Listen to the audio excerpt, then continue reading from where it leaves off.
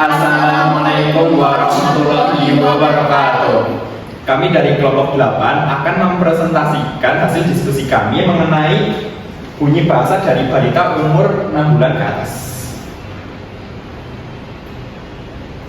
Sebelumnya, perkenalkan, nama saya Muhammad Rizky Juliansyah dengan NIM 07. Saya Nur Melani dengan NIM 18. Saya Tri Esti Kurniawati NIM 26. Yang pertama, terdapat pendahuluan. Pendahuluan meliputi latar belakang, rumusan masalah, dan tujuan penelitian. Yang pertama, terdapat latar belakang. Perkembangan bahasa pada bayi merupakan proses kompleks yang dimulai sejak dini. Pada usia sekitar 8 bulan, bayi memasuki tahap penting dalam perkembangan fonologi, yaitu kemampuan menghasilkan dan mengenali bunyi-bunyi bahasa. Menurut Oler, pada tahun 2000 menyebutkan bahwa pada usia dini, bayi mulai menunjukkan canonical babbling, yaitu pengulangan suku kata seperti ba, atau da, yang merupakan dasar penting dalam perkembangan bahasa selanjutnya. Yang selanjutnya ada rumusan masalah. Di rumusan masalah ini, kita akan membahas bagaimana karakteristik bunyi bahasa yang dihasilkan oleh bayi pada usia 8 bulan. Dan apa saja jenis bunyi vokal dan konsonan yang muncul pada usia tersebut, serta bagaimana gejala fonologis lain seperti diftong, cluster yang mulai berkembang pada bayi usia 8 bulan. Baik, yang selanjutnya yaitu ada tujuan penelitian. Yang pertama yaitu mendeskripsikan jenis dan karakteristik bunyi bahasa dihasilkan oleh bayi 8 bulan. Yang kedua yaitu mengidentifikasi kemunculan bunyi vokal, konsonan, diftong, dan cluster pada usia tersebut. Yang ketiga yaitu menganalisis gejala fonologis yang muncul pada bayi usia 8 bulan sebagai dasar perkembangan bahasa. Yang selanjutnya terdapat landasan teori. Landasan teori meliputi vokal, konsonan, diftong, cluster, dan gejala bahasa.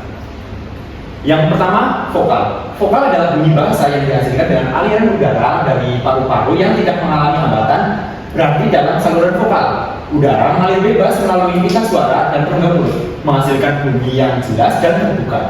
Vokal berfungsi sebagai inti dalam suku kata dan memiliki peran penting dalam membentuk struktur kata serta membedakan makna dalam bahasa. Selanjutnya, selain vokal yaitu ada konsonan. Konsonan itu bunyi bahasa yang dihasilkan dengan menghambat atau menyempitkan aliran udara di saluran vokal. Proses ini tuh melibatkan interaksi antara berbagai bagian alat ucap seperti bibir, gigi, lidah, dan juga langit-langit. Konsonan berbeda dengan vokal yang dihasilkan tanpa hambatan signifikan dalam aliran udara. Baik, yang selanjutnya yaitu ada diftong.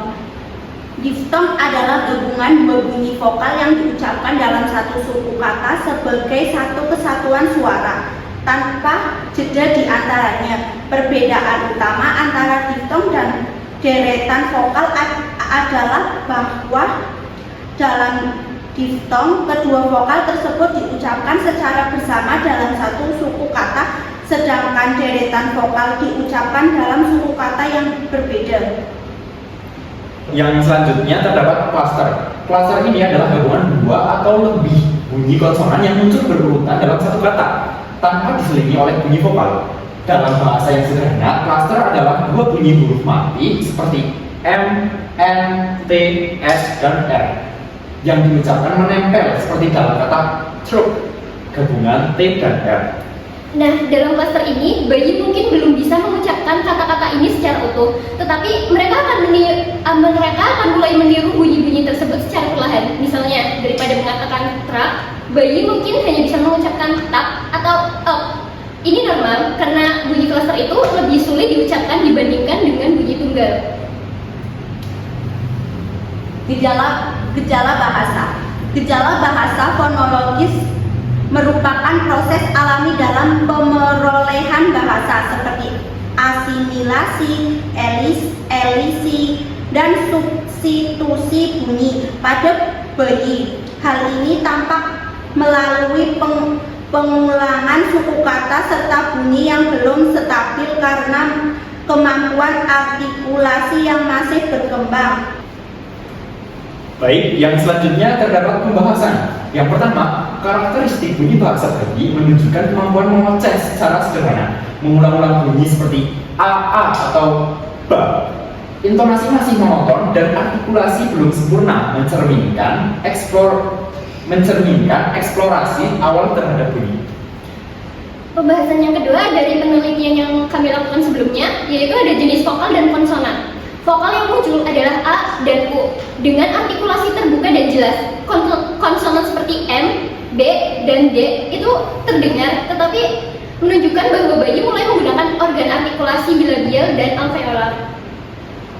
Yang selanjutnya yaitu ada gejala fonologis. Diftong belum tampak jelas, namun transisi vokal seperti A, U menunjukkan tanda awal klaster tidak ditemukan. Gejala fonologis yang tampak mencolok adalah pengulangan suku kata, misalnya bebe atau mama. Yang terakhir terdapat kesimpulan. Yang pertama, bayi usia 6 bulan mulai mengoceh dengan bunyi berulang yang menjadi fondasi awal pemerolehan bahasa. Dan yang kesimpulan yang kedua, ada vokal dominan adalah A dan U serta konsonan M, B, dan D. Baik, yang selanjutnya yaitu ada diftong dan klaster. Belum berkembang, namun gejala seperti pengulangan suku kata menunjukkan proses fonologis awal.